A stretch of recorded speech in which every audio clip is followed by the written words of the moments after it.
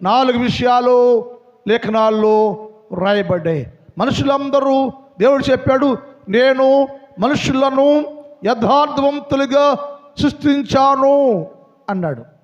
లోకంలో ఉన్న ప్రతి మనిషిని నేను యథార్థవంతులుగా పుట్టించాను.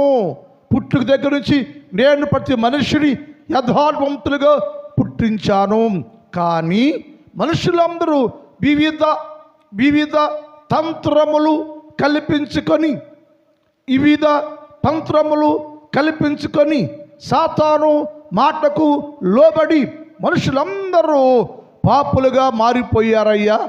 అంటే నువ్వు చేసుకునే తంత్రం ఉందే, ఆచారం ఉందే, లోక సంబంధం ఉందే, అది నిన్ను పాపిగా మార్చేసింది.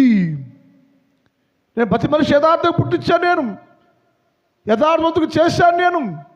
కానీ మనుషులు తంత్రము